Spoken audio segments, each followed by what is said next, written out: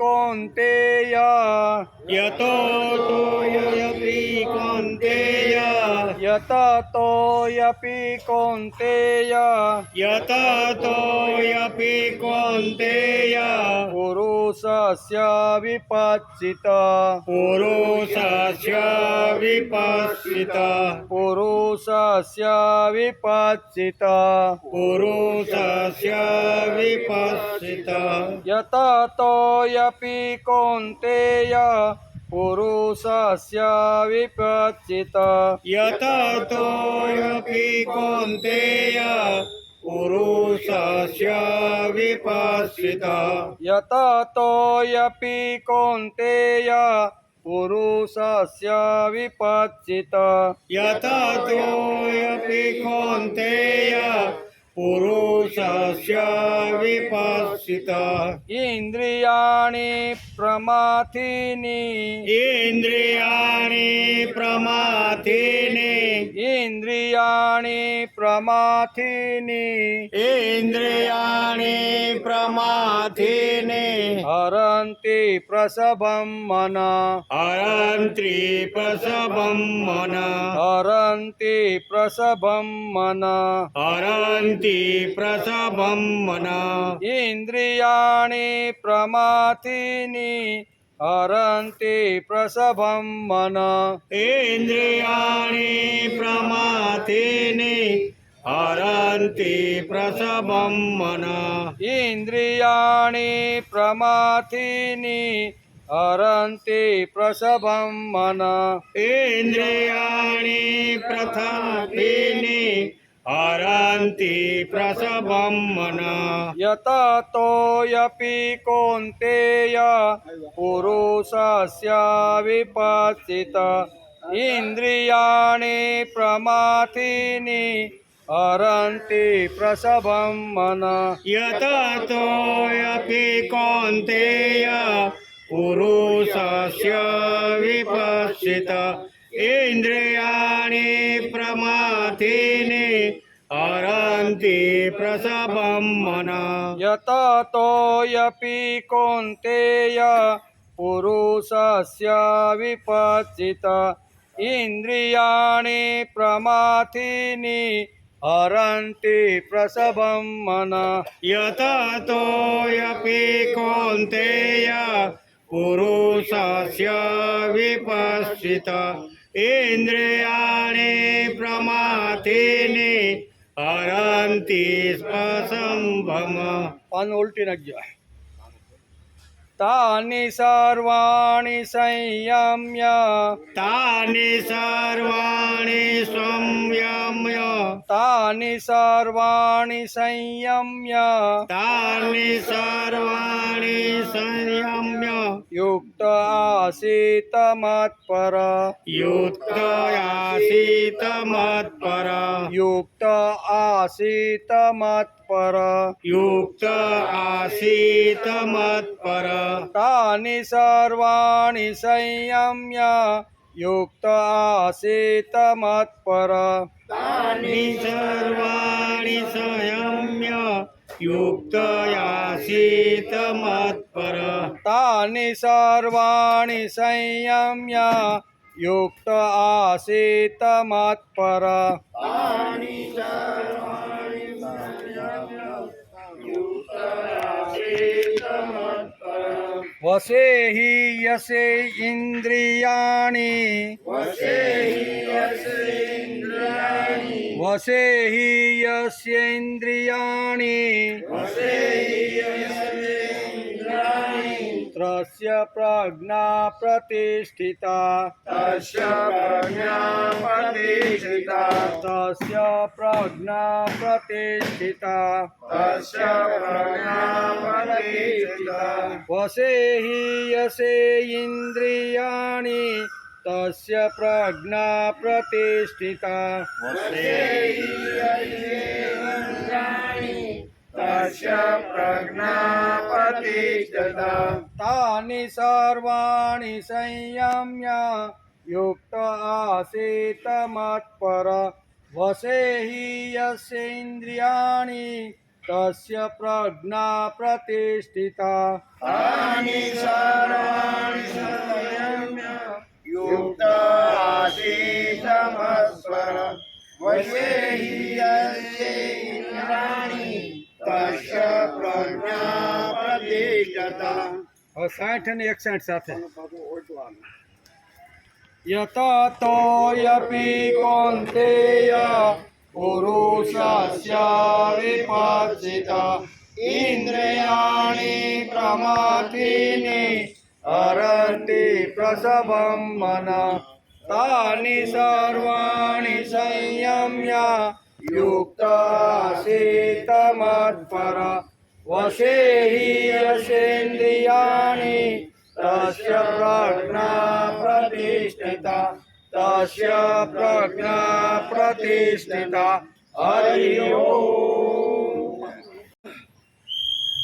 વસુદેવ સુતં દેવ કંસચાણૂરમર્દન દેવકી પરમાનંદમ કૃષ્ણં વંદે જગદ્ગુરુ. ગુરુર્બ્રહ્મા ગુરુર્વિષ્ણુ ગુરુર્દેવો મહેશ્વર ગુરુ સાક્ષાત પરબ્રહ્મ તસ્મૈ શ્રી ગુરુવે નમઃ. નારાયણં નમસ્કૃત્યં નરં ચૈવ નરોત્તમં દેવીં સરસ્વતી વ્યાસં તતો જયમુદીરયે તતો જયમુદીરયે.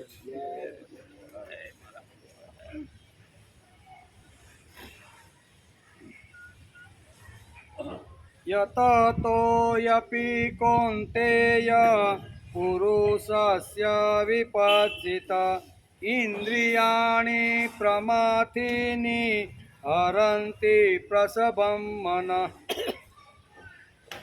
આજે શ્રીમદ ભગવદ્ ગીતા ચિંતન શરૂ થયું એનો 121મો દિવસ.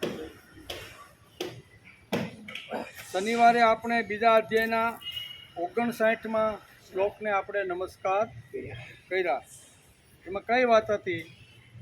વિષયા વિનિવર્તન્તે નિરાહારસ્ય દેહિના રસવર્જમ રસોપસ્ય પરમ દ્રષ્ટ્વા નિવર્તતે. ઇન્દ્રિયો દ્વારા વિષયોને ગ્રહણ ન કરનાર પુરુષોને માત્ર વિષયો તો નિવૃત્ત થઈ જાય છે, પરંતુ તેમના પ્રત્યેની આસક્તિ નિવૃત્ત થતી નથી. આસક્તિ નિવૃત્ત ન થાય, દવાખાનામાંથી એક છૂટો કર્યો અને ઘરે જાઓ ને એટલે ઢોકળા પાછા, આસક્તિ નિવૃત્ત થતી નથી. એમ બીજી વાત, જ્યારે આ સ્થિત પ્રજ્ઞ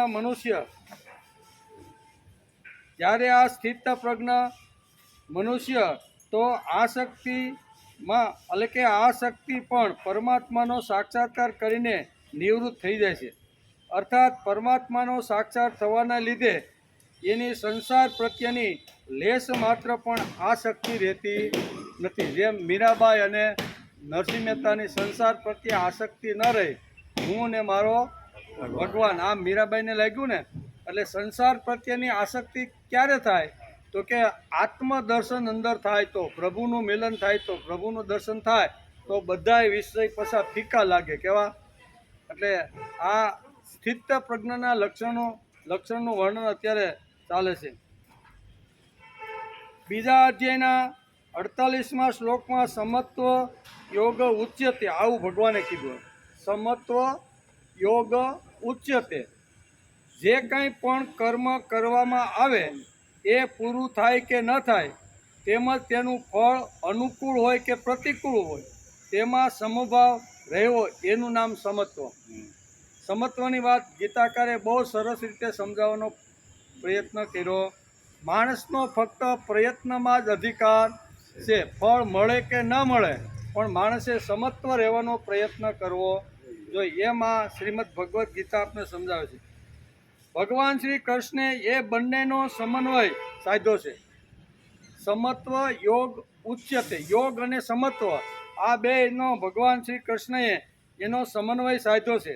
અને ગીતા દ્વારા જગતને કાયમી શાંતિ અને ઉન્નતિ મળે તે માટે અહીંયા સમત્વ યોગ ઉચ્યતે આવો સિદ્ધાંત ભગવાને આખી માનવ જાતને કીધો છે. માનવ જાતની ઉન્નતિ થાય, માનવને શાંતિ મળે તે માટે ભગવાને આ શ્લોક બહુ સરસ રીતે સમજાવવાનો પ્રયત્ન કર્યો છે. જ્યારે બંનેનો સમન્વય થાય ત્યારે સમાજ આધ્યાત્મિક, સાંસ્કૃતિક અને ભૌતિક પ્રગતિ સાધી શકે છે. યોગ કીધું ને કે યોગ છે એ સમત્વ થવો જોઈએ. બંને વસ્તુ જો સાથે હોય તો જ સમાજનો ઉત્કર્ષ થાય એમ કે છે. આ બંને જ્યારે સાથે હોય છે ત્યારે સમાજમાં આધ્યાત્મિક, સાંસ્કૃતિક અને ભૌતિક પ્રગતિ સાધી શકાય છે. બંનેનો સમન્વય એ વચલો માર્ગ છે. તેના માટે અતિ આગ્રહ કે દુરાગ્રહ નથી. સંન્યાસ નહીં પણ સમજણપૂર્વકનો ગૃહસ્થાશ્રમ. બહુ સરસ રીતે આ શ્લોકમાં સમજાવે છે. સંન્યાસ નહીં પણ સમજણપૂર્વકનો ગૃહસ્થાશ્રમ. દરેક વસ્તુ ઉપર સંયમ એટલે કે નિયમન હોવું જોઈએ. કોઈ વાતનો અતિરેક થવો જોઈએ. ઇન્દ્રિયો હોય કે ખોરાક ખાવાનું કોઈ પણ હોય, હાલવું, ચાલવું, બોલવું જે કાંઈ હોય એનો અતિરેક નહીં, પણ જરૂર પડે તો કરવાનું, ન જરૂર પડે તો સંયમની લગામ બરોબર લગાવી દેવી. એ જ રસ્તો ગીતાએ સાચા વિકાસનો બતાવ્યો છે. તેનો આપણે 121 દિવસથી આપણે અભ્યાસ, મનન, ચિંતન અને અધ્યયન કરીએ છીએ. માનવ આ પથ એટલે કે રસ્તો ગ્રહણ કરીને કાયમી ઉન્નતિ સાધી શકે છે. અને આવા વિકાસ માટેનું યોગ્ય માર્ગદર્શન કરનાર જો કોઈ ગ્રંથ હોય તો તે શ્રીમદ ભગવદ્ ગીતા ગ્રંથ.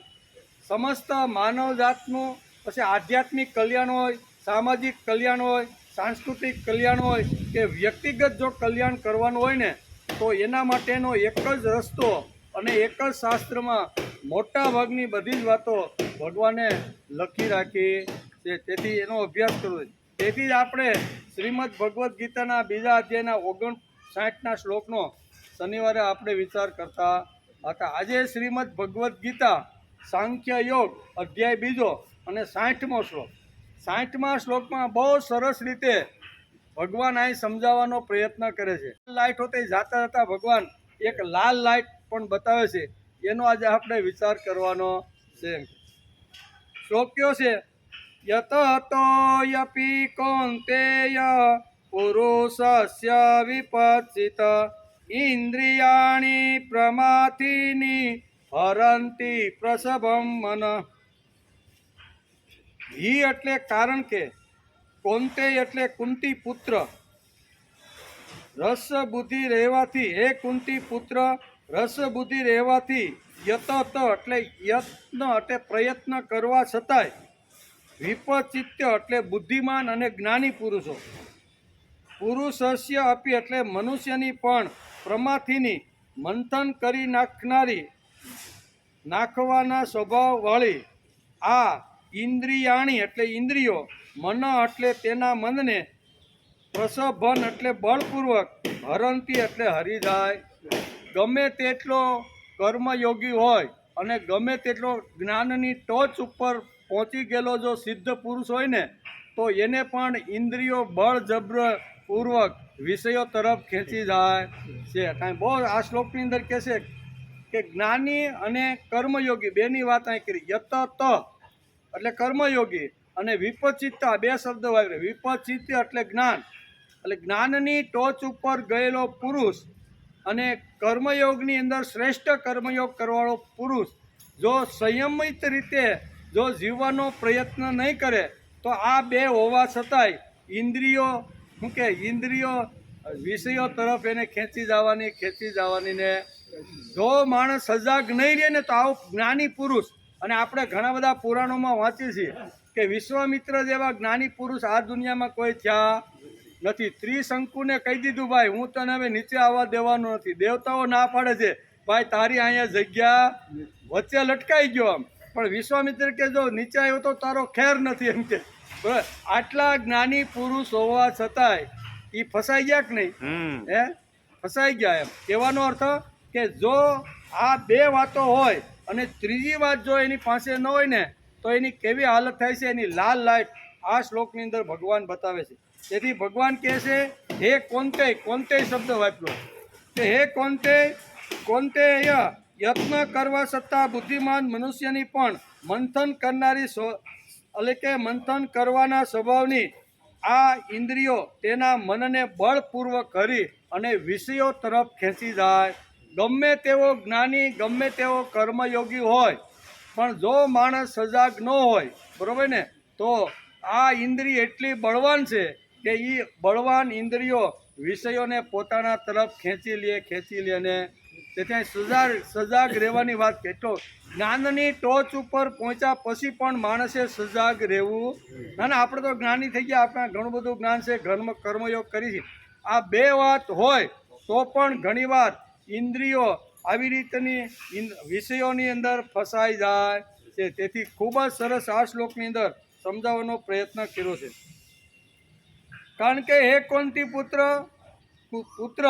રસ બુદ્ધિ રહેવાથી યત્ન કરવા છતાં બુદ્ધિમાન મનુષ્યની પણ મંથન કરી નાખનારા સ્વભાવની આ ઇન્દ્રિયો તેના મનને બળપૂર્વક કરી લે છે અને વિષયો તરફ ખેંચી જાય. જો માણસ સાવધાન ન હોય, સજાગ ન હોય ને તો ગમે તેવા જ્ઞાની પુરુષને પણ આ ઇન્દ્રિયો આવી રીતની વિષયોને ખેંચીને એના પર રાખી. એમ કહે છે આ શ્લોકમાં ભગવાન અર્જુનને કહે છે કે પ્રયત્નશીલ વિદ્વાનને એટલે કે વિદ્વાન પુરુષના મનને બળવાન ઇન્દ્રિયો પુરુષોને વિષયો તરફ ખેંચી જાય. આટલી બધી બળવાન ઇન્દ્રિયો છે. કેટલી?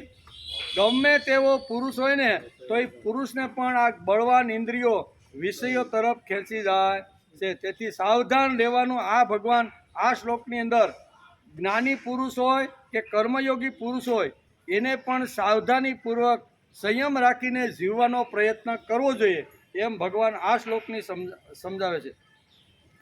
આ શ્લોકમાં ભગવાન અર્જુનને કહે છે કે પ્રયત્નશીલ વિદ્વાન પુરુષના મનને બળવાન ઇન્દ્રિયો પુરુષોને વિષયો તરફ ખેંચી જાય છે. પ્રમાથીની ઇન્દ્રિયાણી, આમાં એક શબ્દ વાપર્યો છે પ્રમાથીની ઇન્દ્રિયાણી, એટલે અતિશય પ્રબળ ઇન્દ્રિયો. ઇન્દ્રિયો કેવી છે? ગમે તેટલું એને કંટ્રોલમાં રાખવાનો માણસ જો પ્રયત્ન કરે તો ઇન્દ્રિયો એટલી પાવરફુલ છે ને ગમે એ રીતે વિષયોને ખેંચવાનો પ્રયત્ન કરશે ને. તેને કે પ્રમાથીની ઇન્દ્રિયાણી. હું શબ્દ વાપર્યો પ્રમાથીની ઇન્દ્રિયાણી એટલે અતિશય પ્રબળ. ઇન્દ્રિયો કેવી છે? અતિશય પ્રબળ. મનને ગમે એટલું સમજાવો, બુદ્ધિને ગમે એટલું તમે કહો, આત્મા એને પણ જો આ જો પ્રબળ જો નહીં હોય ને તો ઇન્દ્રિયો એને વિષયો તરફ ખેંચી જશે. એમ કહે છે એટલે કે પ્રમાથીની ઇન્દ્રિયાણી એટલે અતિશય પ્રબળ ઇન્દ્રિયો, પ્રબળ અને પ્રભાવી ઇન્દ્રિયો, સંગોત્સક થયેલી ઇન્દ્રિયો વિદ્વાન પુરુષોને પણ વિષયો તરફ ખેંચી જાય છે. કોને? તો કે મનને. એવું મન જો પ્રભાવશાળી નહીં હોય, મન જો શક્તિશાળી નહીં હોય ને તો ઇન્દ્રિયો એટલી બધી પાવરફુલ છે ગમે તેમ કરીને વિષયોને એ ખેંચી લેવાનું. તેથી બહુ સરસ આ શ્લોકની અંદર સમજાવવાનો પ્રયત્ન કર્યો છે. મનુ મહારાજે પણ આ મનુસ્મૃતને આ જ વાત કરી છે. જેમ ભગવાન શ્રી કૃષ્ણે શ્રીમદ ભગવદ્ ગીતાના બીજા અધ્યાયના 60મા શ્લોકની અંદર આ મનની જેમ વાત કરી છે, ઇન્દ્રિયો બળવાન છે એની પણ વાત કરી છે, કર્મયોગી અને જ્ઞાની પુરુષની જેમ વાત કરી છે ને એમ મનુસ્મૃતિમાં મનુ ભગવાને પણ સરસ મજાની એક લાલ બત્તી આપણે બતાવી છે. તમારે ધ્યાન રાખવાનું, ગમે તેટલા કર્મયોગી હશો, ગમે એટલો નિષ્કામ કર્મયોગ કરતા હશો અને જ્ઞાનની ટોચ બધા શાસ્ત્રોનો સંપૂર્ણ અભ્યાસ કરીને જ્ઞાન બધું મેળવ્યું છે, પણ જો એની અંદર તમારું સંયમની લગામ એના હાથમાં નહીં હોય ને તો ઇન્દ્રિયો તમને બળપૂર્વક વિષયો તરફ ખેંચી જશે. બહુ સરસ આ શ્લોકની અંદર સમજાવવાનો પ્રયત્ન કર્યો છે. મનુ મહારાજે શું કીધું? સ્વસ્ત્રા માત્ર દુહિત્રા વા ન વિવર્તત્સનો ભવેત બલવા ઇન્દ્રિય જ્ઞામો વિદ્વામપી ન કર્ષતિ. શક્તિશાળી અને બળવાન છે. જ્ઞાની પુરુષ હોય, ગમે તેટલું જ્ઞાન પ્રાપ્ત કર્યું હોય અને ગમે તેટલો કર્મયોગી હોય તો એને ક્યાં ક્યાં બેસવું નહીં એનું આ શ્લોકની અંદર વર્ણન કર્યું છે. કારણ કે બળવાન ઇન્દ્રિય ગમે તેમ કરીને વિષયો તરફ ખેંચી જાય છે એ પાકું છે. તેથી આવા મહાપુરુષે આ વાતો લખીને ગયા છે. મનુ મહારાજ લખીને ગયા, બહેન હોય, માતા હોય કે દીકરી હોય, હું બહેન, માતા કે દીકરી સાથે પણ એકાંતમાં કોઈ દિવસ પુરુષે બેસવું. આટલી બધી લાલ લાટ કરીને ગયા છે. શું કહે છે? ગમે તેટલો જ્ઞાની પુરુષ હોય પણ બેન હોય, કીધું ને કે બેન હોય, માતા હોય કે દીકરી હોય, એકાંતમાં આ ત્રણ જોડે ક્યારેય જ્ઞાની પુરુષે પણ બેસવું જોઈએ નહીં. કારણ કે ઇન્દ્રિયો એટલી પાવરફુલ, એટલી બળવાન છે કે કોઈ પણ રીતે વિષયોને પોતાના તરફ આકર્ષી અને ખેંચી લે છે. મહાપુરુષો આ બધું લખીને ગયા છે. બહેન, માતા કે દીકરી સાથે પણ એકાંતમાં બેસો નહીં, એ મનુ મહારાજે કીધું. કારણ કે શક્તિશાળી ઇન્દ્રિયો સાણા માણસને પણ ખેંચી જાય. ગમે તેવો જ્ઞાની પુરુષ હોય ને તો એને પણ ઇન્દ્રિયો ખેંચી જાય છે. બીજું, માણસની એવી સમજણ છે કે વિષયોને હલકા ઠરાવીશું તો તે ઇન્દ્રિયો, મન અને ઇત્યાદિ છૂટા થઈ જશે. વાસ્તવમાં આમાં ઇન્દ્રિયો, મન, બુદ્ધિ અને જીવાત્મા આ ચાર વાતો જ્યારે ભેગા થઈ અને જ્યારે નિર્ણય કરે ને ત્યારે જ કામ નક્કી થાય. એકલી ઇન્દ્રિય કાંઈ કરી શકે ને આત્મા હોય, બુદ્ધિ હોય અને મન હોય, આ ત્રણનો એક બ્લોક પાડે ને ખાલી ઇન્દ્રિયો હોય તો ઇન્દ્રિયો કાંઈ કરી શકતી. ઇન્દ્રિયો ક્યારે કરી શકે? તો કે ત્રણનો ટેકો હોય તો ઇન્દ્રિયો હલન ચલન કરી શકે. એટલે કહે છે કે પહેલો આત્મા, પછી બુદ્ધિ અને પછી મન, આ ત્રણનો એક બ્લોક છે. અને એક સ્વતંત્ર બ્લોક છે ઇન્દ્રિયોનો. ઇન્દ્રિયો એકલી કાંઈ કરી શકતી નથી. ત્રણનો જો એની સાથે કોન્ટેક્ટ હોય, સહવાસ હોય ને તો કોઈ પણ આવી રીતનું કરી શકે. એમાં શ્રીમદ ભગવદ્ ગીતામાં ભગવાનને કહેવાનું છે. વાસ્તવમાં આમાં ઇન્દ્રિયો, મન, બુદ્ધિ અને જીવાત્માનો અહમ આ ચારે ભાગ ભજવે છે. ઇન્દ્રિયો વિષય તરફ ખેંચાઈ જાય છે, તેમાં ઇન્દ્રિયોનો દોષ નથી. કારણ કે ત્રણેય સહકાર ન આપે તો ઇન્દ્રિયો એકલી કાંઈ કરી શકવાની નથી. એમ કે વ્યવહારમાં બધા લોકો ઇન્દ્રિયોને જ ગાળો ભાંડે છે, વધારે મનને દોષિત ગણે છે. વ્યવહારમાં લગભગ મોટા ભાગને કા મંદિરોને જ વધારે આવી રીતનું દોષી ગણે છે. વ્યવહારમાં બધા લોકો ઇન્દ્રિયોને જ ગાળો ભાંડે છે, વધારે મનને દોષિત ગણે છે. અને મનને મોટા ભાગે સમાજની અંદર વ્યવહારમાં મન જ ગાળો ખાતું. મન આવું છે ને, મન આમ હતું, તેમ હતું, મન ક્યાં ગયું, એમ કરીને કહે છે. જીવાત્મા એટલે અહમ, મિશ્રિત ચૈતન્ય. એકલી ઇન્દ્રિયો કે એકલું મન કંઈ કરી શકતું નથી. એ બધા સાથે મળે, જીવાત્મા સાથે મળે, બુદ્ધિ સાથે મળે અને મન સાથે મળે. એ પછી ઇન્દ્રિયો સાથે જો આવી રીતનો શું કહેવાય કુલે નીતિ જો વાપરે ને તો જ પછી બધી ક્રિયાઓ શક્ય છે. એમ કહે છે. બરાબર. જીવાત્મા એટલે અહમ, મિશ્રિત ચૈતન્ય. એકલી ઇન્દ્રિયો કે એકલું મન કંઈ કરી શકતું નથી. એ બધા ભેગા મળે તો જ કામ થાય છે. એનું એક જ દ્રષ્ટાંત અહીંયા પાંડુરંગ શાસ્ત્રી આ શ્લોક સમજાવવા માટે, કારણ કે પાંડુરંગ શાસ્ત્રીના બિલ્વપત્ર નામનું એક સુંદર મજાનું વાંગ્મય છે. એ બિલ્વપત્રની અંદર અહીંયા આ જે 60મો જે શ્લોક છે ને એ સમજાવવા માટે એક એણે ઉદાહરણ આપેલું છે. એ ઉદાહરણ જો આપણે સમજી લઈએ ને તો આ આખો શ્લોક આપણે હળવી ભાષામાં હળવી રીતે આપણે સમજાય. એમ કે છે કયું દ્રષ્ટાંત આપે છે? તો દાદા કહે છે કે એક વેપારી હતો, બરાબર. પછી એણે નક્કી કર્યું કે એકલા વેપાર કરવો એના કરતાં 2-3 ભાગીદારીને જોડી દઈ તો આપણો ધીકતો ધાણતો મોટો ધંધો થઈ જાય. એટલે એ 3 બીજા પાર્ટનરો જોડ્યા એટલે 4 વેપારી ભેગા થયા અને એણે બધાએ અમુક જે સંપત્તિ કાઢવાની હતી કાઢી, ભાગીદારી ડીડ બનાવ્યું અને સુંદર મજાનું સુરત જેવું શહેર છે ને એમાં લૂમ્સનો મોટો કાપડનો મોટો ધંધો શરૂ એણે કર્યો. ધબધબાટી બોલાવી દીધી, 4 ભાગીદાર અને સંપત્તિ ઘણી બધી. એટલે એક મોટો ધંધો કર્યો કાપડનો, બરાબર. અને કાપડનો ધંધો કરી અને તેમની પેઢી તો ધીમે ધીમે આગળ વધવા લાગી. એક ફેક્ટરી, બીજી ફેક્ટરી, ત્રીજી ફેક્ટરી, એમ કરતાં 4 પાર્ટનરને ખૂબ આનંદ કિલોલ કરવા લાગ્યા કે દિવસે દિવસે આપણી ભૌતિક પ્રગતિ થતી જાય. એમ કરી અને 4 વેપારી, 4 ભાગીદારો બહુ હસતા ખુશતા રહે છે.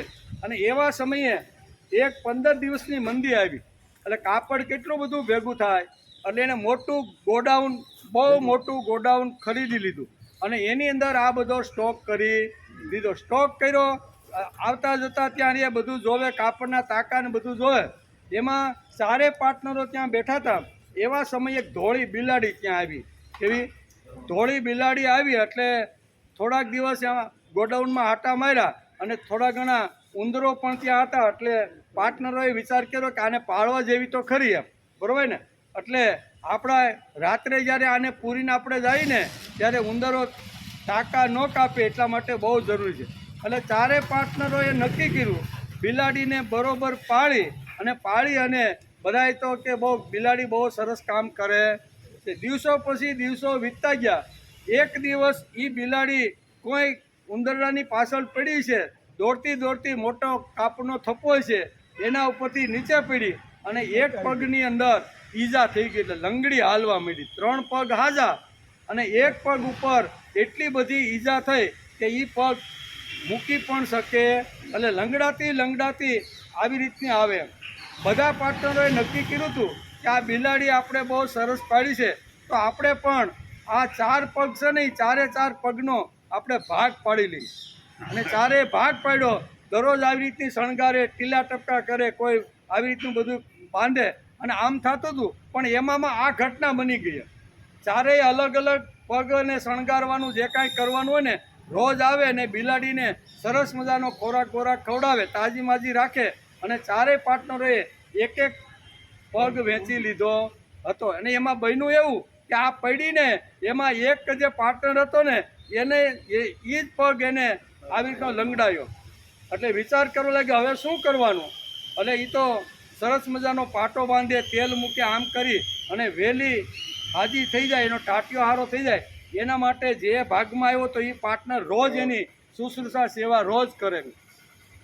દિવસો પછી દિવસો જતા ગયા. લંગડાયેલી તો હતી જ, હજી કાંઈ પગ માંડી શકતી નહીં. એક દિવસ રોજ એના જે ગોડાઉન છે એમાં ભગવાનનું નાનું એવું મંદિર, રોજ સવાર સાંજ આ 4 પાર્ટનરો આવે, ભગવાનને નમસ્કાર કરે, દીવાબત્તી કરે અને પછી પોતાની ફેક્ટરીએ બધા ચાલ્યા જાય. એક દિવસ આવી રીતના દીવો મૂકી અને આ પાર્ટનરો ભગવાનને નમસ્કાર કરી અને એ તો ફેક્ટરીએ નીકળી ગયા. બિલાડી અંદર હતી એટલે એણે જોયું કે આ એક ઉંદર ડાઘા જેવો આવ્યો છે, પણ હવે પકડવો કેમ. પણ એવી તરાપ મારીને એવું જે હળગતો રહેલો જે દીવો હતો ને, એ ઓલા જે પાટો જે બાંધેલો હતો ને તેલવાળો, એને એ દીવો અડી ગયો એમ, એને એ કોડિયું અડી ગયું. એટલે આખો પાટો હળગો એટલે એ પોતે બચવા માટે અથવા આવી રીતે દોડાદોડ કરીને કરોડો રૂપિયાનો જે તાકાઓ જે પડેલા હતા ને એમાં બચવા માટે અહીંયા આમ તેમ, એટલે આખું ગોડાઉન હળગીને રાખ થઈ ગયું. પાર્ટનરો બધા એવા વિચાર કરવા લાગ્યા કે હવે શું કરવાનું. 3 પાર્ટનર હતા ને બહુ હોશિયાર, એ બધા મળી ગયેલા હતા. મન જેમ મળી જાય એ 3 વિષયો ઇન્દ્રિયો ઉપર જ્યારે આવી તો પ્રહાર કરે ને ત્યારે જ વિષયો આવી રીતના થાય છે. એમ અહીંયા 3 પાર્ટનરોએ વિચાર કર્યો કે આ ગોડાઉન જે હળગ્યું ને એનું કારણ શું છે, તો કે એનું કારણ એ છે કે લંગડાયેલો પગ અને એમાં લાગેલી આગ, અને એના દ્વારા એ દોડાદોડી કરી અને આપણે 4 કરોડ રૂપિયાનું નુકસાન થયું. 4 કરોડ રૂપિયાનું નુકસાન હવે કોણ ભોગવે. એટલે અહીંયા આપણે પ્રમ દિવસે વાત કરતા હતા કે અક્કલ તો ભાડે આપને મળે કે ન મળે. અક્કલ મળે, રૂપિયા ખિસ્સામાં હોય ને આપણે ક્યાંય અટવાણા હોય તો સારો વકીલ ગોતી લેવાનો. એટલે આ 3એ નક્કી કર્યું કે હારામાં હારો વકીલ આપણે ગોતીએ અને જેના ભાગમાં પાટો હતો ને એ પાર્ટનર ઉપર દાવો માંડીએ કે ભાઈ અમારા 3 કરોડ તારે અમને 3ને 1 કરોડ આપીએ. એટલે આમાં હારો વકીલ ગોત્યો. વકીલને સારામાં સારી ફી આપી અને આવી રીતનો કેસ શરૂ થયો. આ નાનો માણસ અને એકલો અને ઓલાને 1 કરોડ આપવા, એટલે એનું તો અસ્યુતમ કે સ્યુતમ થઈ જાય. એટલે વિચાર કરે શું કરવું. એણે પણ બચાવ કરવા માટે નાનો એવો એક વકીલ પણ એણે રાખ્યો. કોર્ટની અંદર રોજ કેસ હાલે, થોડી ઘણી તારીખો પડે અને બંનેને આવી રીતના થાય. એક દિવસ આ 3 જેણે વકીલ રાખ્યો હતો એ વકીલ ખૂબ જ પાવરફુલ હતો. પૈસા ફૂલ આપ્યા ને એટલે ગમે તેટલી અકલ હોશિયારી ગમે ત્યાંથી લઈ અને એને જબરદસ્ત એનો કેસને મજબૂત બનાવી કોર્ટની અંદર જજ સાહેબની સામે એણે આખો કેસ રજૂ કર્યો કે ભાઈ આ 3 જે પગ છે ને એ ત્રણ પગ જે છે ને એ અમારી એને બધી જે કાંઈ વાત કરવાની હતી ને એ બધી પાર્ટનરોએ વકીલને વાત કરીને વકીલ જજ સાહેબ સામે દલીલ કરે છે કે આ જે લંગડાયેલો જે પગ હતો એની અંદર આવી રીતનો પાટો હતો ને પાટામાં આગ લાગી એટલે એને હિસાબે અમારું આખું ગોડાઉન બળી ગયું.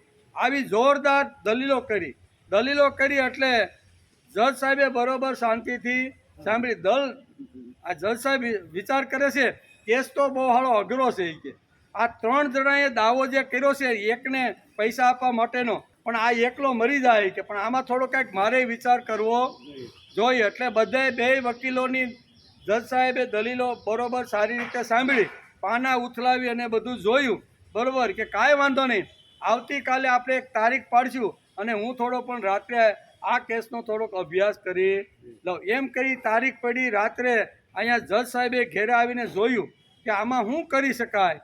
એટલે આવી રીતના જ્યારે એણે આખો કેસ જોયો વાંચ્યો દલીલો વકીલોની સાંભળી એ બધું ધ્યાનમાં રાખી અને એણે નક્કી કર્યું કે કાંઈ વાંધો નહીં કાલે મારે આનો નિર્ણય મારે આપી દેવાનો છે. ઘણા સમયથી આ કેસ પેન્ડિંગ છે તેથી કાલે મારે એનો નિકાલ આપી દેવો.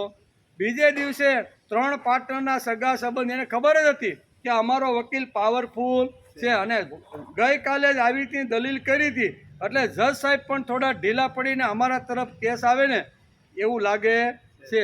આમ કરી અને બીજે દિવસે 11 વાગે કોર્ટની અંદર પગ ન મુકાઈને એટલા લોકો એના સગા સંબંધી આવી ગયા કે હવે શું થશે ભાઈ. એમ કરી અને જજ સાહેબની સામે બંને વકીલો ફરીથી આ દલીલો જે હતી રિપીટ બધી કરે છે. જજ સાહેબ વિચાર કરે છે કે ત્રણનો જે વકીલ હતો ને એને કહેશે કે ભાઈ તારી દલીલ બહુ યોગ્ય છે. તું એમ કહેશો કે આ લંગડાયેલો જે પગ હતો એમાં આગ લાગી અને એના દ્વારા આખું ગોડાઉન બળી ગયું અને એને હિસાબે આ ભાઈએ આને 1 કરોડ રૂપિયા ચૂકવવા જોઈએ. 3 કરોડ તારી જજ સાહેબ કે વાત તારી બરોબર છે પણ એક બીજો વિચાર પણ કરી શકાય કે જે વખતે ગોડાઉનની અંદર મીંદડી પ્રથમ વખત દોડાદોડી કરતી હતી ત્યારે જે પગની અંદર પાટો બાંધી અને શુશ્રૂષા સેવા કરતો હતો ને એ પાર્ટનર આવી રીતની સેવા કરતા આવી રીતની આગ લાગી. હવે જે એકદમ ઘવાયેલો જે પગ છે ને એ પગથી કોઈ દી મીંદડી દોડી શકે. જજ સાહેબે શું કીધું કે જે ઘવાયેલો જે પગ છે ને તારી દલીલ સાચી છે તે કીધું કે ભાઈ પણ એ કે વકીલ સાહેબને કહેશે કે ભાઈ તું એમ કહેશો કે 3 પગ આવી રીતના હાજા હતા એનાથી આખા ગોડાઉનની અંદર આગ લાગી.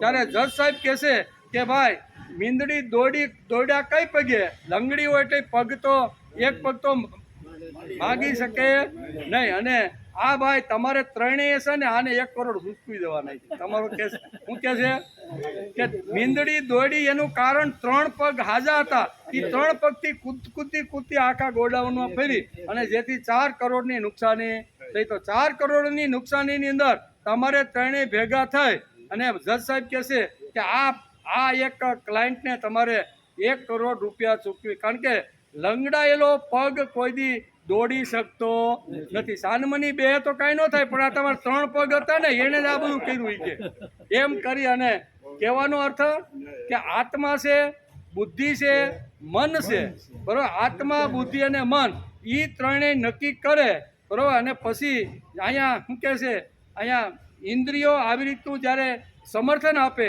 ત્યારે જ વિષયો એના તરફ આકર્ષિત થાય છે. અહીંયા કહેવાનું એ છે પાંડુરંગ શાસ્ત્રી બહુ સરસ આ દ્રષ્ટાંત આપી અને આ શ્લોકને સમજાવવાનો પ્રયત્ન કરે છે. એટલે કે દાવો નોંધાયો વકીલ રાખ્યો કોર્ટમાં કેસ બરોબર ને આ બધી ઘટના બધી થઈ ગઈ એમ કે ન્યાયાધીશે કહ્યું કે બિલાડીના પગે પાટો બાંધેલો હતો તે સળગ્યો તેના લીધે બિલાડી દોડાદોડી કરી અને ગોડાઉન સળગ્યું. આ વાત બરોબર ને સામેના વકીલને કીધું કે તમે મારી પાસે આવી રીતનું એક રજૂ કર્યું છે કે 3 આ ગોડાઉન બળ્યું એનું કારણ છે આને પાટો બાંધ્યો હતો અને હળગતો પાટો હતો તેથી એ ગોડાઉનમાં આટલું બધું નુકસાન. એટલે જજ સાહેબ બહુ સારા હતા. ન્યાયાધીશે કહ્યું બિલાડીના પગે પાટો બાંધેલો હતો તે સળગ્યો તેના લીધે બિલાડી દોડાદોડી કરી ગોડાઉન સળગ્યું, આ વાત તમે કહો છો એ વાત બરોબર, પણ જજ સાહેબે કહ્યું કે પ્રશ્ન એ છે કે બિલાડીએ કયા પગથી દોડાદોડી કરી. જજ સાહેબે કોર્ટની અંદર બધાની સમક્ષ કે બિલાડી જે દોડી ગોડાઉનની અંદર એ કયા પગથી દોડી, તો કે હાજા પગથી દોડી. તો હાજા પગથી જેણે જે દોડ્યું હોય એ પગ જેના જેના ભાગમાં હોય ને એ ત્રણેય પાર્ટનરોએ આને ચૂકવી દેવું જોઈએ.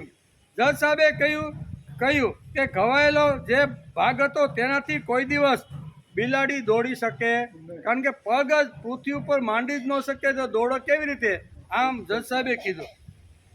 બાકીના પણ ભાગીદારોએ પહેલા ભાગીદારને 1 કરોડ ચૂકવી આપવા આવો નિર્ણય કરવામાં આવ્યો એમ ન્યાયાધીશે કીધું. આ દ્રષ્ટાંત આપીને પાંડુરંગ શાસ્ત્રી સમજાવે છે કે માણસ વિષયો તરફ ખેંચાઈ જાય છે, તેમાં કેવળ ઇન્દ્રિયો કે મનને ગાળો આપવાની જરૂર નથી. 3 જણા ભેગા થાય ને પછી જ ઇન્દ્રિયો પર હુમલો બોલાવે અને પછી જ ઇન્દ્રિયો વિષયોને ખેંચતા રહેલા છે. એમ સરળ રીતે આ દ્રષ્ટાંત આપી અને દાદા આપણે આ વાત સમજાવવા માગે છે. ઇન્દ્રિયો અને મન ભળી જઈને બુદ્ધિને બનાવે. ઇન્દ્રિયો અને મન બે ભળી જાય અને મનને બનાવે અને બુદ્ધિને જીવાત્મા ટેકો મળે. તેથી જ ઇન્દ્રિયો વિષય તરફ ખેંચે છે.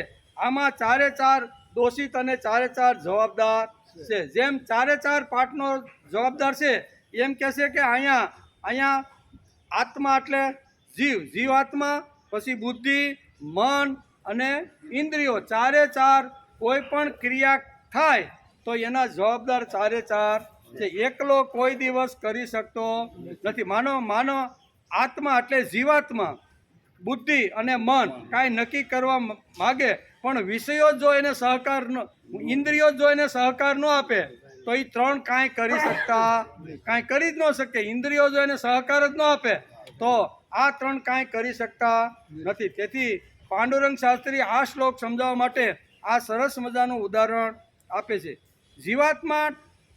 જીવાત્મા ટેકો ન આપે, બુદ્ધિ ના પાડે અને મન તૈયાર ન થાય તો ઇન્દ્રિયો કાંઈ કરી શકવાની નથી. ભાઈ ગમે એટલી ધમ પછાડા કરે ઇન્દ્રિયો કાંઈ કરી શકવાની નથી.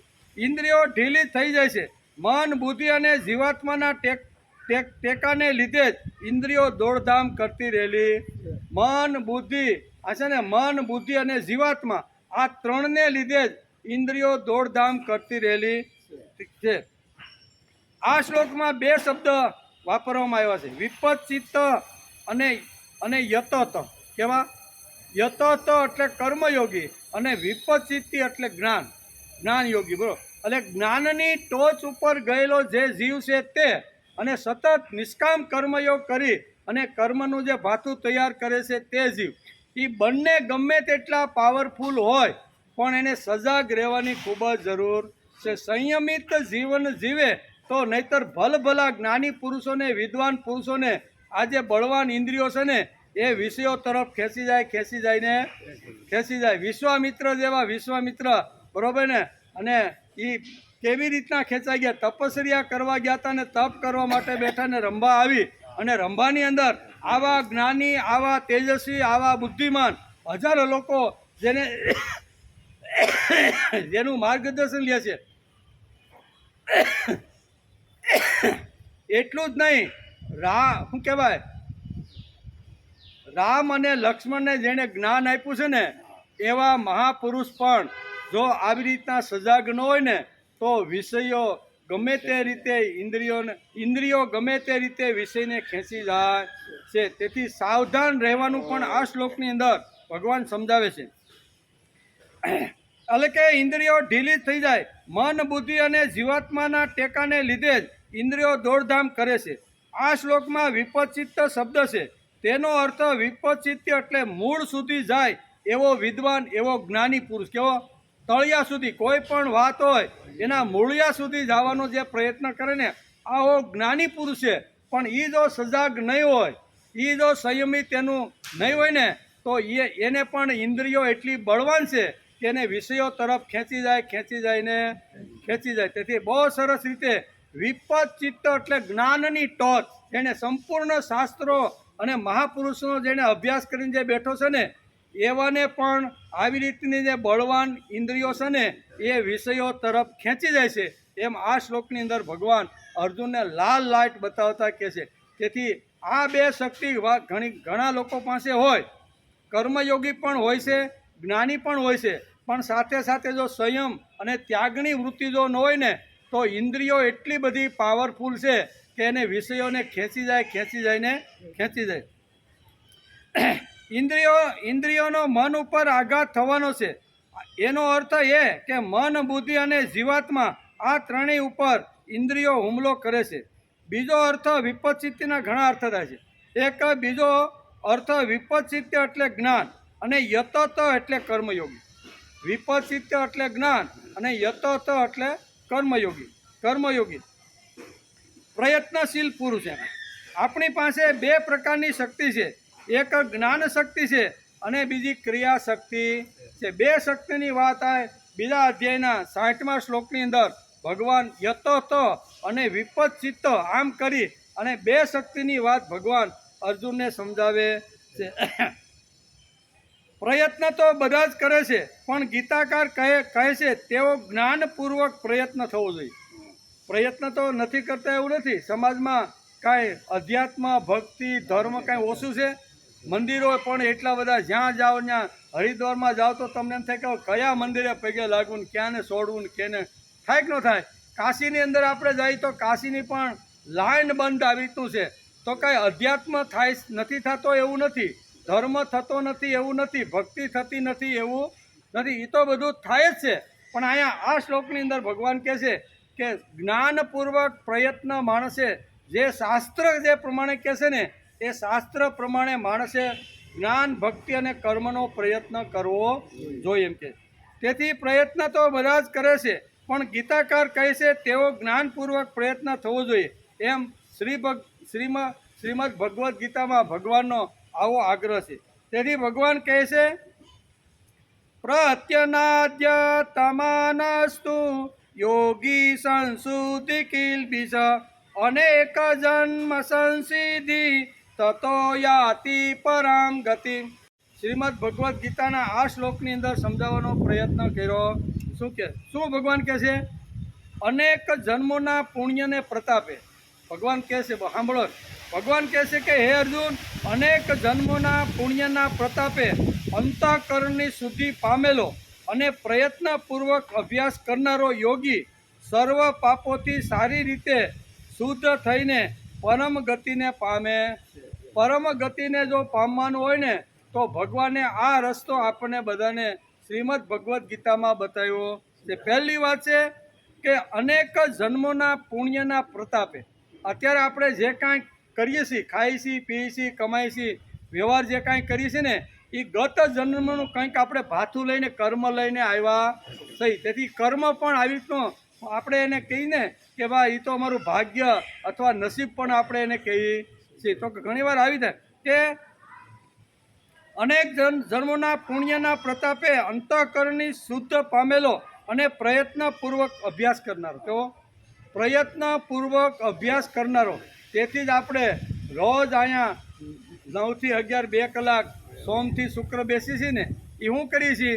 આપણે અભ્યાસ કરવાનો પ્રયત્ન કરીએ છીએ. આપણે કોઈને ઉપદેશ આપવાનો, કોઈને સુધારવાનો કે વાર્તા કથા કે અહીંયા આખ્યાન વ્યાખ્યાન આપણે કાંઈ કરતા નથી. આપણે તો અભ્યાસ કરીએ છીએ અને અભ્યાસ કરતાં કરતાં અહીં કહે છે કે સિદ્ધિને પરમ ગતિને માણસ પામી જાય. માણસ જો આવી રીતનો અભ્યાસ કરતો લાંબા ગાળા સુધી જો અભ્યાસ કરે તો એ પરમ ગતિ અને પરમ સિદ્ધિને પામી જાય. એવું ભગવાન આ શ્લોકની અંદર કહે.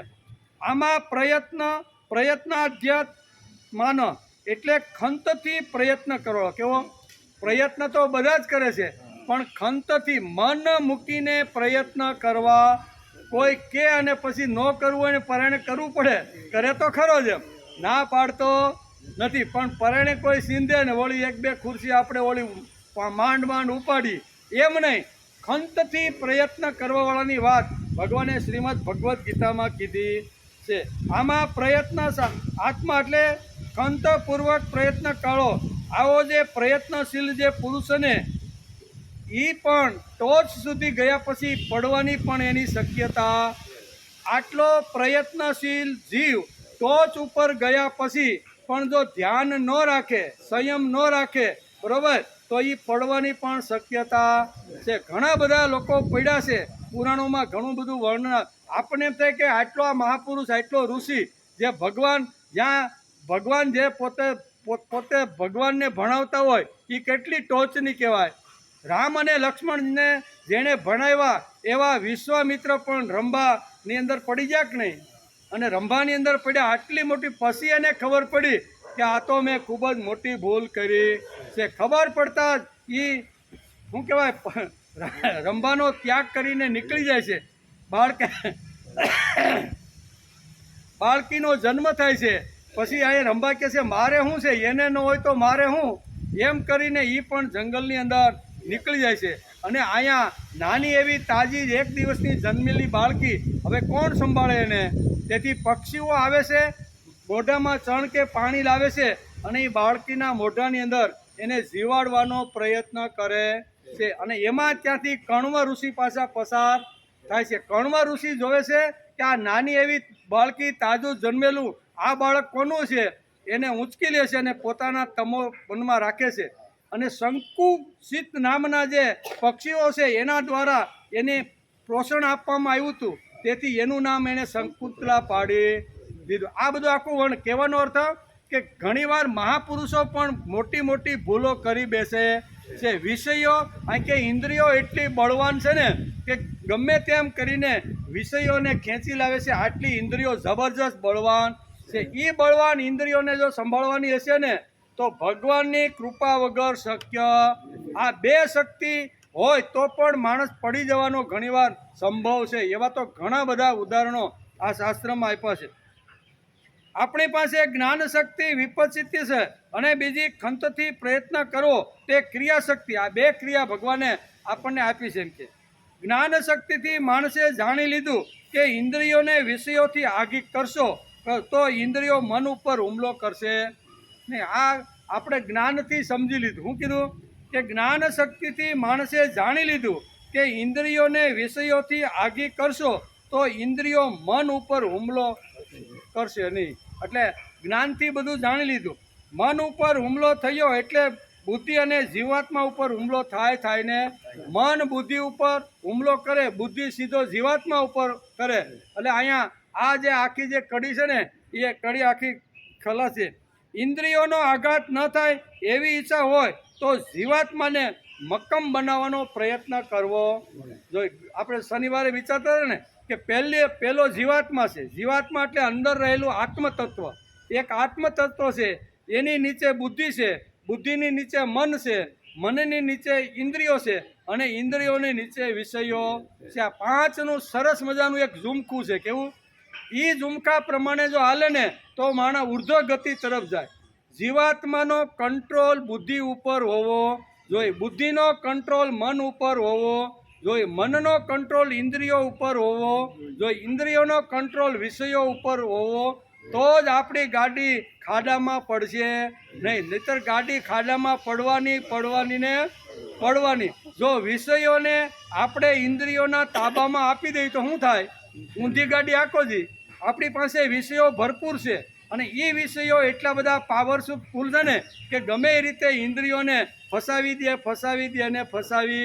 એટલે પાવરફુલ જે વિષયો છે એ વિષયો આવી રીતનો ઇન્દ્રિયોના હાથમાં. બધાને જો જીવંત રાખવાના હોય તો આત્મતત્વનો કંટ્રોલ બુદ્ધિ ઉપર હોવો. બુદ્ધિનું અહીંયા ખૂબ જ મહત્વ શાસ્ત્રકારો આપણે વારંવાર ઘણા બધા શ્લોકોની અંદર બુદ્ધિનું મહત્વ સમજાવે છે. બુદ્ધિ એક એવું તત્વ છે, એવું એક વેપન એટલે એ હથિયાર છે કે જે માણસને પ્રભુ સુધી પણ પહોંચાડી શકે છે અને ખાડામાં પણ નાખી દે. બુદ્ધિ જો સરસ રીતે હાલે તો પ્રભુ સુધી પહોંચાડે, અને અવળી હાલે બુદ્ધિ તો ખાડામાં નાખી દે છે. તેથી આત્મ તત્વ પછી બીજું તત્વ આવે છે બુદ્ધિનું. એ બુદ્ધિ કેવી રીતને છે એનો વિચાર પાણી વાણી પીને અપરાધ માફ કરો અને શ્રાપ મિથ્યા. ગીતા અધ્યાય 2 સાંખ્ય યોગ અને શ્લોક નંબર 60, એની અંદર બે વાતો ભગવાને અર્જુનને સમજાવવાનો પ્રયત્ન કર્યો છે. યતોતો અને વિપચિત્ત, આ બે શબ્દો આ શ્લોકની અંદર ખાસ મૂક્યા છે. યતો એટલે પ્રયત્નપૂર્વક અને વિપચિત એટલે જ્ઞાનપૂર્વક. એટલે પ્રયત્નપૂર્વક અને જ્ઞાનપૂર્વક જો માણસ પ્રયત્ન કરે પણ ભગવાનની જો કૃપા ન હોય અને આવી રીતનો સંયમ ન હોય તો જ્ઞાની પુરુષ પણ પડી જાય છે, એનો વિચાર હાલે છે. ને એમાં વિશ્વામિત્ર પણ રંભાની અંદર આવી રીતના આસક્ત થયા અને આવી રીતનો એ પણ ભૂલ કરી બેઠા છે. એટલે ઇન્દ્રિયો એટલી બધી બળવાન છે, એટલી બધી પાવરફુલ છે ને કે વિષયોને ગમે તેમ કરીને ખેંચી જાય છે. તેથી આ શ્લોકની અંદર ભગવાન અર્જુનને આ વાત સમજાવે છે. એમાં આપણે જોતા હતા કે આપણી પાસે જ્ઞાન શક્તિ એટલે વિપચિત અને બીજી શક્તિ ખંતથી પ્રયત્ન કરવો એટલે ક્રિયાશક્તિ. આ બે શક્તિ આપણી પાસે છે. જ્ઞાન શક્તિથી એટલે કે જ્ઞાન શક્તિથી આ માણસે જાણી લીધું કે ઇન્દ્રિયોને વિષયોથી આગી કરશો તો ઇન્દ્રિયો મન ઉપર હુમલો કરશે. મન ઉપર હુમલો થયો એટલે બુદ્ધિ અને જીવાત્મા ઉપર હુમલો થાય જ. ઇન્દ્રિયોનો આઘાત ન થાય એવી જો દરેક માણસને ઈચ્છા હોય તો જીવાત્માને મક્કમ બનાવવાનો પ્રયત્ન કરવો. ગમે તેટલી ઇન્દ્રિયો પાવરફુલ હોય એ બુદ્ધિ અને મન ઉપર જો આઘાત ન કરવા દેવાનો હોય ને તો જીવાત્માને પાવરફુલ બનાવવાનો પ્રયત્ન કરવો જોઈએ. જેટલો જીવાત્મા મક્કમ અને પાવરફુલ હશે તેટલી બુદ્ધિ શક્તિશાળી થાય. જીવાત્મા જેટલો પાવરફુલ હશે, જેટલો શક્તિશાળી હશે ને એટલી જ માણસની બુદ્ધિ શક્તિશાળી થાય. બુદ્ધિ જેટલી શક્તિશાળી હોય તેટલું મન દ્રઢ બને છે અને જેટલું મન દ્રઢ હોય તેના ઉપર ઇન્દ્રિયોનો કોઈ દિવસ આઘાત થતો નથી. કચ્છ જેવો કચ્છ આપણે ઘણીવાર પુરાણની અંદર સુંદર મજાની એક વાર્તા આવે છે. દેવ અને દૈત્યો બંનેના યુદ્ધ લગભગ વારંવાર થતા હોય છે, બરાબર. હવે દૈત્ય પાસે સંજીવની વિદ્યા હતી, શુક્રાચાર્ય પાસે. હવે સંજીવની વિદ્યા જો દેવોમાંથી કોઈ લેવા માટે જાય તો જ યુદ્ધની અંદર આપણે એના દ્વારા વિજય પ્રાપ્ત કરી શકીએ. બધા દેવો વિચાર કરવા માંડ્યા કે અમે ન જઈને અમારા છોકરાને ન મોકલી. તો કે કેમ? કે અમારા છોકરા જો ત્યાં જાય ને તો એ પણ આવી રીતના કેવા દૈત્ય જેવા થઈ જાય, એના જેવા થઈ જાય, રાક્ષસીવાળા. એટલે અમારા દીકરા ઉપર અમને ભરોસો નથી. અહીંયા બહુ સરસ રીતે સમજાવવાનો પ્રયત્ન કરે છે. અહીંયા બૃહસ્પતિ એટલે દેવોના ગુરુ જે બૃહસ્પતિ હતા ને એને એક દીકરો હતો, એનું નામ હતું કચ્છ. બૃહસ્પતિએ કીધું તમારે કોઈને જો આ સંજીવની વિદ્યા ભણવા માટે કોઈને ન મોકલવાનો હોય ને તો હું મારા દીકરાને મોકલું છું. મારા દીકરા ઉપર મને એટલો બધો વિશ્વાસ છે ને કે ગમે તેટલા વિષયોની અંદર ભમશે ને તો વિષયો એની ઇન્દ્રિય ઉપર અસર કરી શકશે ને. આમ બૃહસ્પતિને અને કચ્છને પોતાની જાત ઉપર વિશ્વાસ હતો અને તેથી સંજીવની વિદ્યા લેવા માટે અહીંયા દૈત્યો એટલે જે શુક્રાચાર્ય હતા ને એની પાસે કચ્છ આવે છે. એની પુત્રી હતી દેવયાની. કે શુક્રાચાર્યની પુત્રી દેવયાની હતી. એટલે ઘણા સમય સુધી શુક્રાચાર્ય પાસેથી આવી રીતે અમૃત વિદ્યા એમની પાસે મેળવે. આવી સંજીવની વિદ્યા મેળવી લીધી કચ્છે અને પછી ગુરુદેવને બે હાથ જોડીને નમસ્કાર કરીને કહે છે કે ગુરુદેવ તમે મને જે વિદ્યા આપીને એ વિદ્યાનું ઋણમાંથી હું ક્યારેય મુક્ત થવાનો. એટલી સરસ તમે મને અમૃત વિદ્યા આવી રીતે સંજીવની વિદ્યા આપી છે. એમ કરી અને ગુરુને નમસ્કાર કરે અને જવાની તૈયારી કરે છે ને ત્યાં દેવયાની ત્યાં આવે. દેવયાની કચ્છને એકાંતમાં લઈ જાય છે. એ કે તમે ક્યાં જવાના છો? તો કે મારી વિદ્યા પૂરી થઈ ગઈ છે, ગુરુદેવે મને સરસ મજાની વિદ્યાનો અભ્યાસ કરાવી દીધો છે, હવે હું મારા પિતાજી પાસે જાઉં છું. એ કે એમ જવાય, મારી સાથે તમારે લગ્ન કરવા.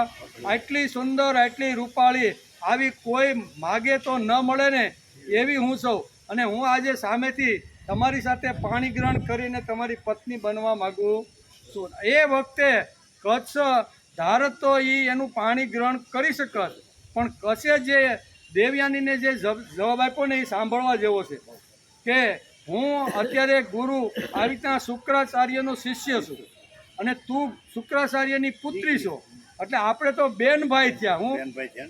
આપણે તો બેનભાઈ થયા. અને ભારતીય સંસ્કૃતિની અંદર બેનભાઈ કોઈ દી સંસાર માંડી શકતા નથી. એટલે બેન તરીકે હું તારો સ્વીકાર કરું છું, પણ પત્ની તરીકે તારો સ્વીકાર કરતો વિષયો ગમે તેટલા પાવરફુલ હોય, ગમે તેટલા શક્તિશાળી હોય, ગમે તેટલા બળવાન હોય, અને એ માણસની પાસે આવીને કહેશે કે હું તમારો થવા માગું છું, અને ત્યારે જો માણસની બુદ્ધિ જો પાવરફુલ હશે ને, શક્તિશાળી જો મન હશે ને, તો એ કહી દેશે કે વાત તારી બધી સાચી, પણ તારા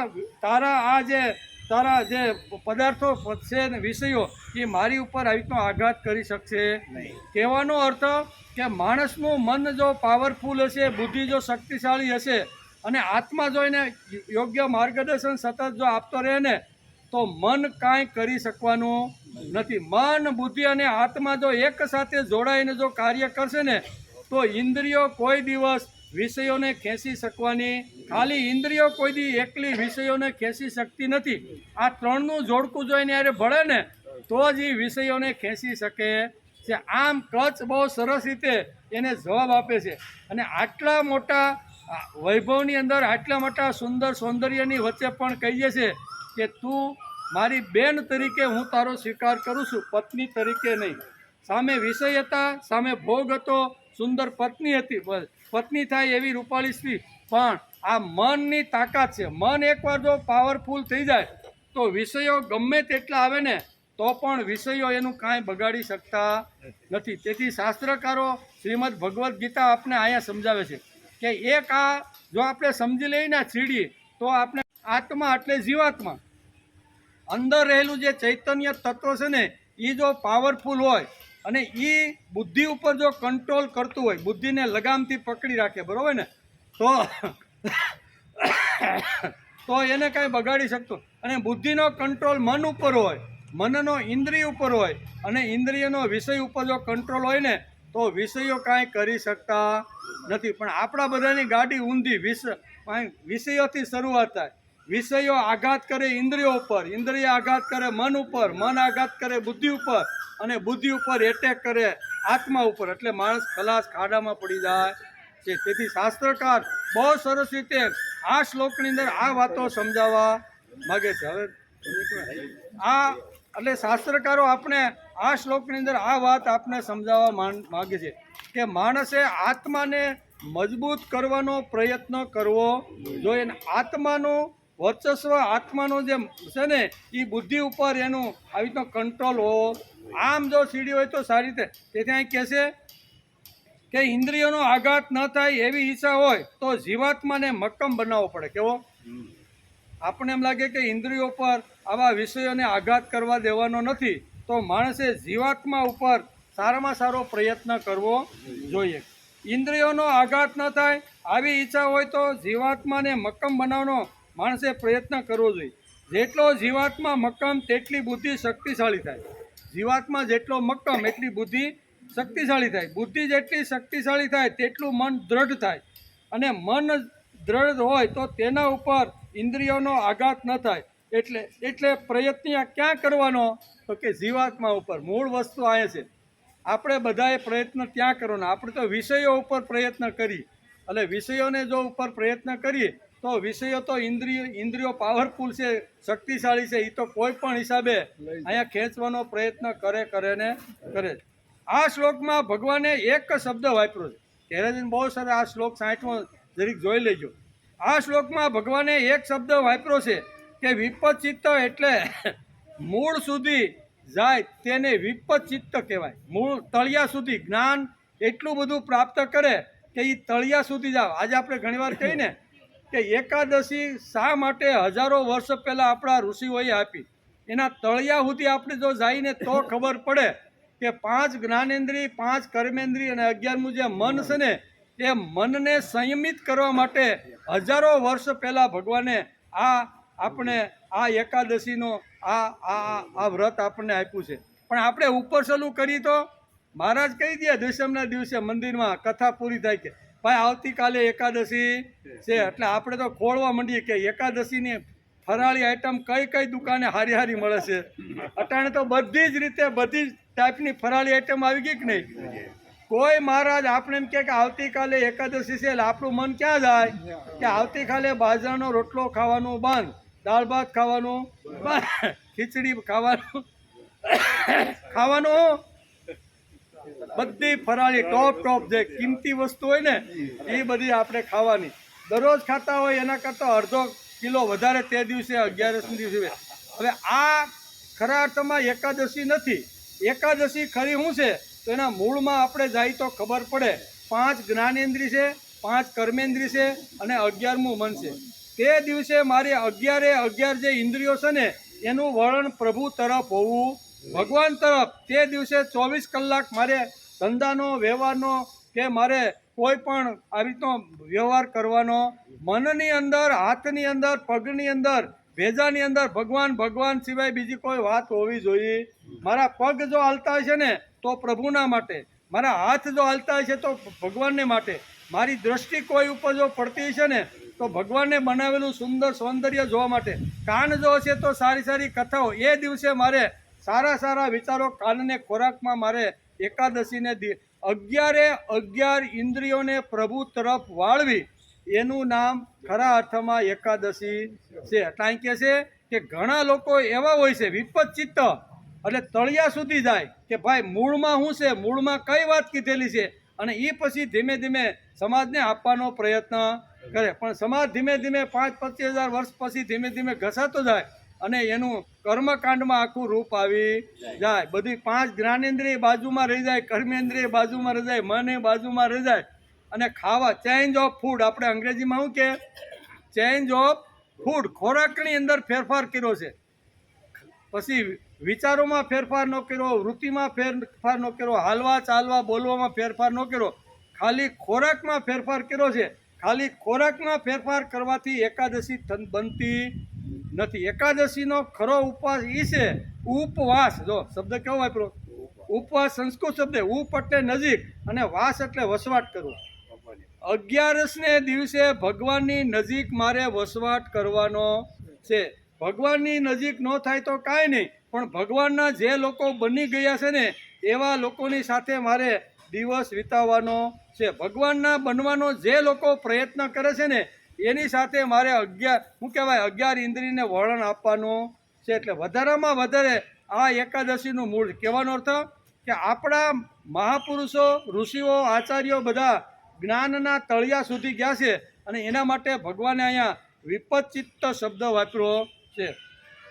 બીજી વાત છે કે આમાં પ્રયત્ન સાધ્ય, એટલે કે જ્ઞાની પુરુષ, વિદ્વાન પુરુષ સમજે છે કે તેણે જીવાત્મા, બુદ્ધિ અને મન આ ત્રણેય ઉપર પ્રયત્ન કરવાનો છે. જેવો જીવાત્મા હોય તેવું તેનું મન હોય છે, તેવી જ રીતે તેની બુદ્ધિ થાય છે.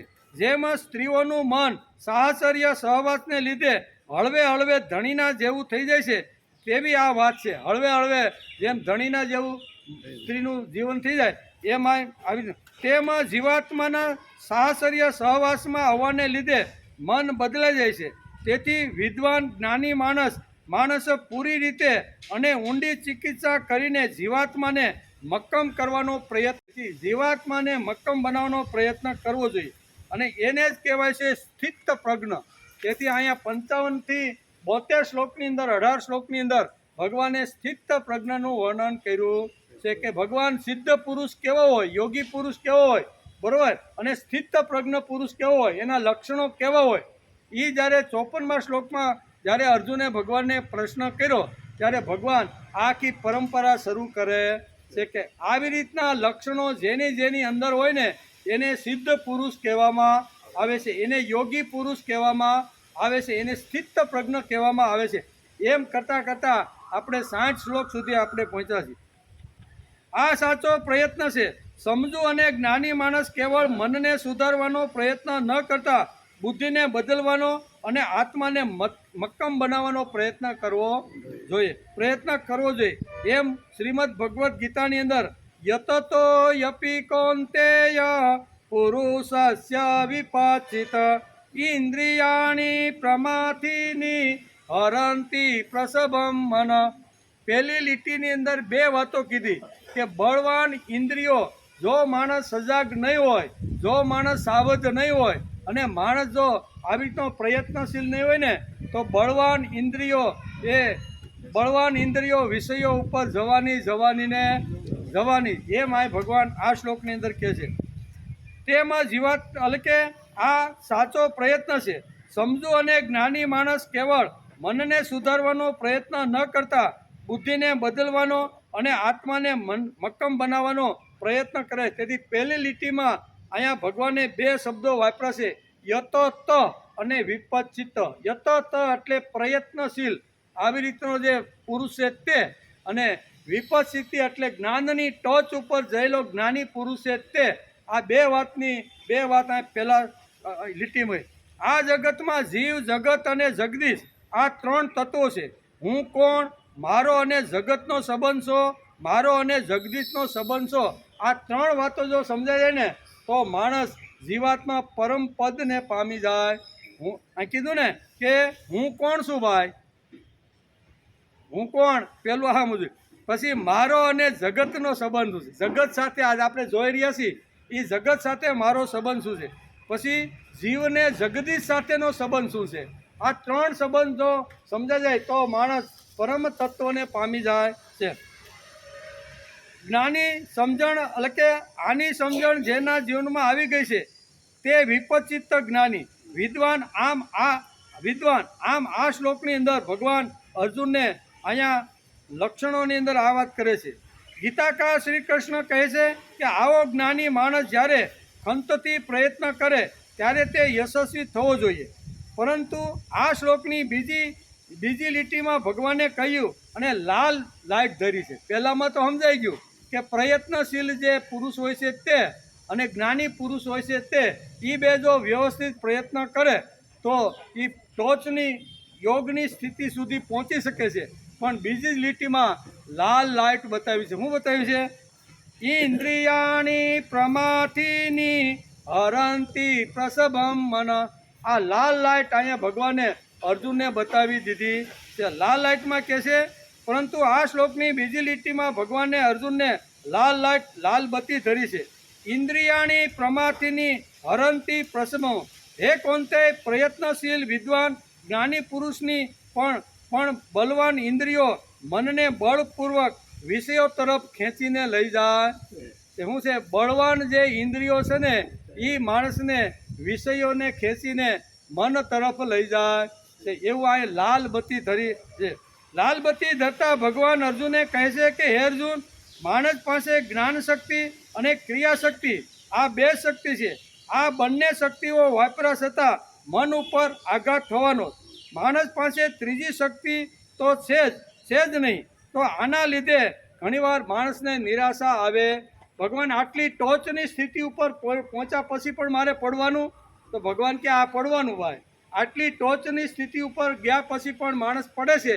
એવા ઘણા બધા ઉદાહરણો આપણા શાસ્ત્રની અંદર. ટોચની સ્થિતિ ગઈ હોય પણ ત્યાંથી ઘણીવાર માણસ લપસીને નીચો આવી જાય. સાપ સીડીની રમત જેવું છે. કેવું?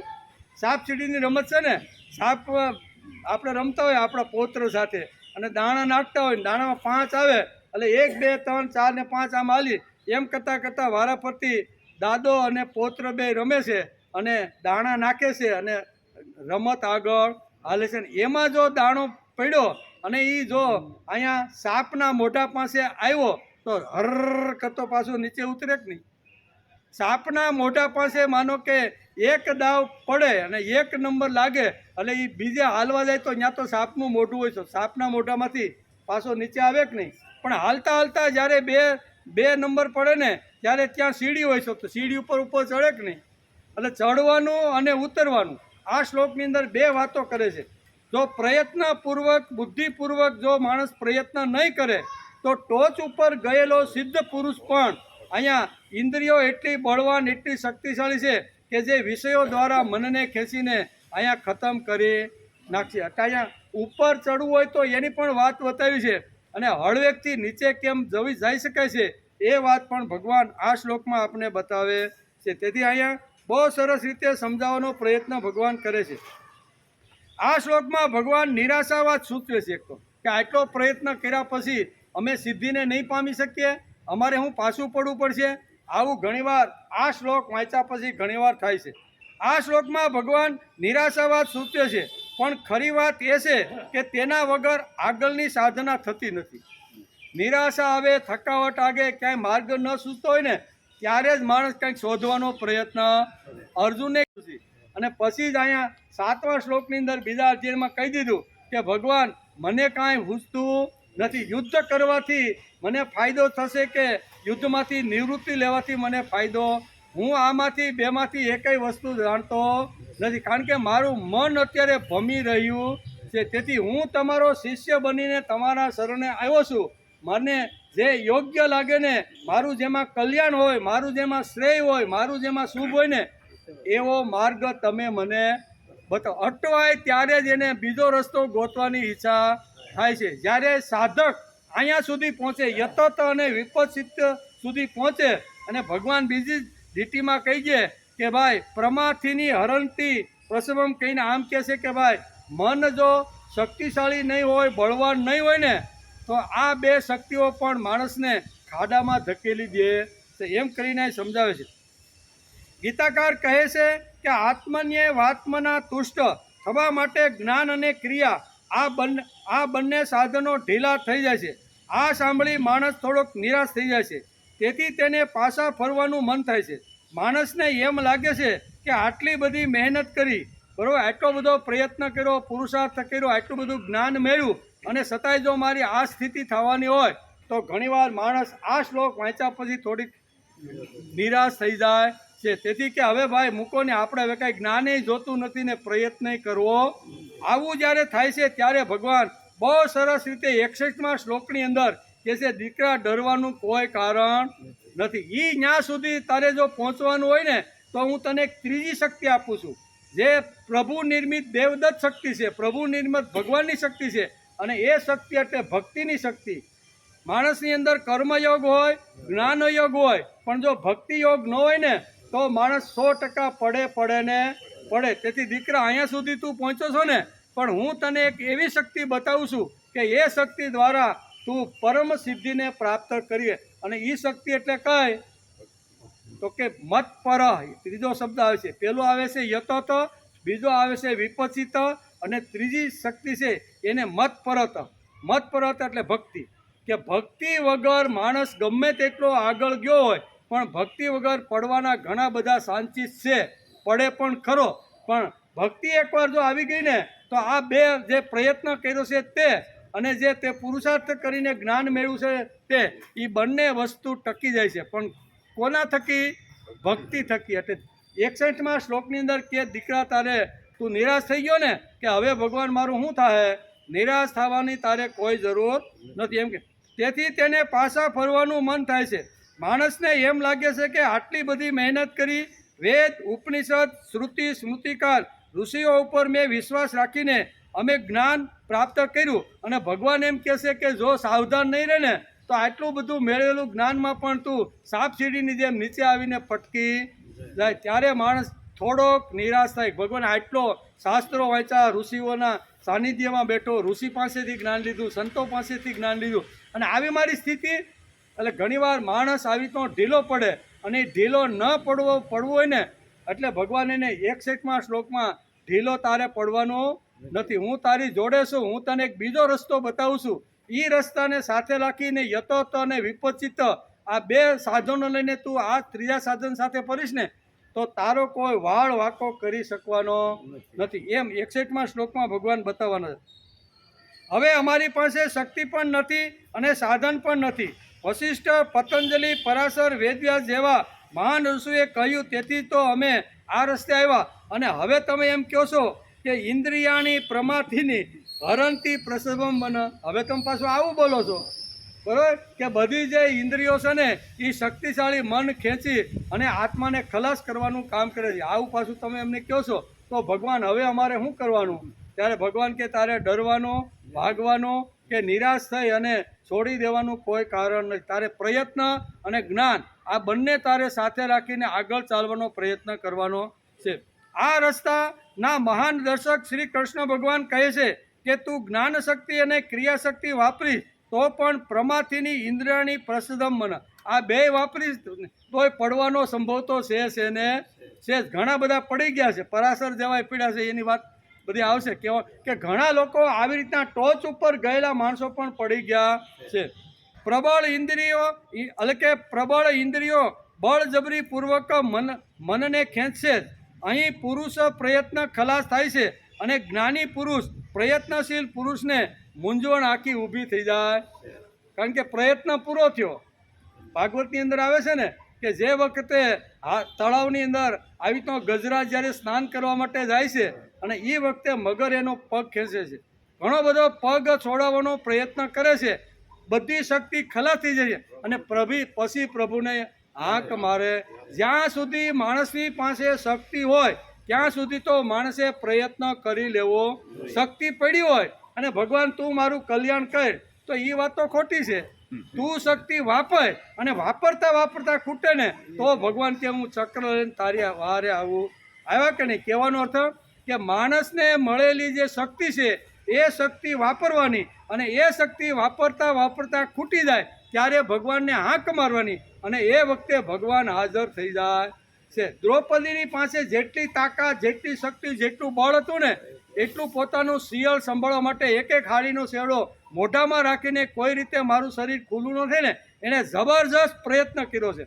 અને છેલ્લે જ્યારે એને કહ્યું કે હવે મારો પ્રયત્ન નિષ્ફળ જાય છે ત્યારે દ્વારકાધીશને યાદ કરે છે અને દ્વારકાધીશ એના શિર પૂરે છે કે નહીં? માણસે શક્તિ છે એ વાપરવી જોઈએ. ઘણા કે ભગવાન આવશે એટલે બધું, અરે ભાઈ તારું બધું વેસાઈ જાય. તું પ્રયત્ન નહીં કર, ભગવાન આવશે ને મારું બધું. એ નરસિંહ મહેતાનું કરે, મીરાબાઈનું કરે, એ ટોચ ઉપર ગયેલા લોકોનું, પણ તું તો હજી કાંઈ કરતોય નથી ને ભગવાન આવીને મારું બધું સંભાળે. તો આ વાત અશક્ય. આ બહુ સરસ આ શ્લોકની અંદર આ વાતો ખરી વાત છે. માણસ જ્યારે મૂંઝવણમાં આવે છે ત્યારે નવો માર્ગ જડે. મૂંઝવણમાં આવે ત્યારે નવો માર્ગ જડે. મૂંઝવણ વગર નવો માર્ગ જડવાનો આનંદ પણ નથી હોતો. પ્રયત્નશીલ જ્ઞાની પણ અરક્ષિત છે, સુરક્ષિત નથી. એમ આવી સ્થિતિ આવે ત્યારે ભગવાન ત્રીજી શક્તિની યાદ અપાવે છે. કેવી? આ બે શક્તિથી જ્યારે અર્જુન જેવા મહાપુરુષ જ્યારે મૂંઝાઈ જાય ત્યારે ભગવાન એને ત્રીજી શક્તિ એની યાદ અપાવે કે દીકરા તારે મૂંઝાવાનું નથી. તેને ભૂલીને તેને ભૂલીને દોડે તો રસ્તો ક્યાંથી મળે?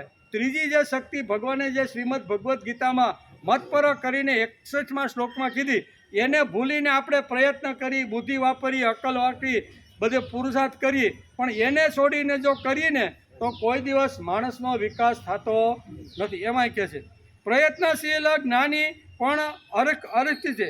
માણસ જ્ઞાન શક્તિ અને ક્રિયાશક્તિ એમ બે શક્તિ છે એમ સમજીને માણસ બેઠો છે. આ બે શક્તિઓ સિવાયની એક ત્રીજી શક્તિ છે, તે શક્તિ સિવાય માણસ આગળ વધી શકતો નથી. અને ત્રીજી શક્તિની વાત છે એટલે ભક્તિ. એને કહેવાય છે સંસ્કૃતમાં મત પરત્વ. કેવો? એટલે આ બે શ્લોકની અંદર 3 શબ્દો આવ્યા, યતત, વિપચિત અને મત પર. હવે આવવાનો છે 61માં. મત પરત એટલે ભક્તિ.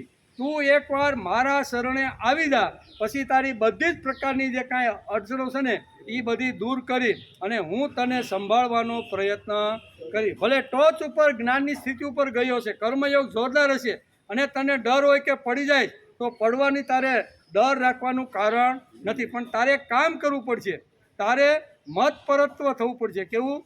મત પરત્વ એટલે મારા શરણે તારે આવવું પડશે અને મારા શરણે આવી જાય ને તો દુનિયાની કોઈ તાકાત તારો વાળ વાંકો કરી શકશે નહીં. પ્રહલાદ એકવાર ભગવાનના શરણે ગયો, બાપાએ ગમે તેટલા પ્રયત્ન કર્યા, પ્રહલાદનો વાળ વાંકો થયો નથી. આ શક્તિની વાત કરે છે. એ શક્તિનો વિચાર આપણે 61મા શ્લોકમાં વેદવ્યાસે સરસ એક માળા ગૂંથી છે અને ભગવાન અહીંયા સ્થિત પ્રજ્ઞાના લક્ષણો સમજાવતા અર્જુનને આ એક સરસ મજાની વાત કરે છે. અને એ શક્તિનું નામ છે વાસુદેવ શક્તિ. કેવી? ત્રીજી શક્તિ વાસુદેવ. પહેલી આપણી પ્રયત્નવાળી, બુદ્ધિ હલાવીને જ્ઞાન મેળવ્યું, શરીર વાપરીને આપણે કર્મયોગ કર્યો, પણ ત્રીજી શક્તિ જો આપણી સાથે ન હોય ને તો એની કોઈ વેલ્યુ નથી. તેથી ત્રીજી શક્તિ વાસુદેવ શક્તિની વાત કરે છે. એ 61મા શ્લોકમાં ભગવાને કરી રાખી છે. પણ આપણો ટાઈમ પૂરો થઈ ગયો. આવતીકાલે આવશું ત્યારે આ વાસુદેવ શક્તિ કઈ ટાઈપની કામ કરે છે જગતની અંદર એનું વર્ણન ભગવાને બહુ સરસ રીતે શ્રીમદ ભગવદ્ ગીતાના બીજા અધ્યાયના અહીંયા શું કહેવાય સાંખ્ય યોગના 61મા શ્લોકની અંદર કરી છે. એનો વિચાર આવતીકાલે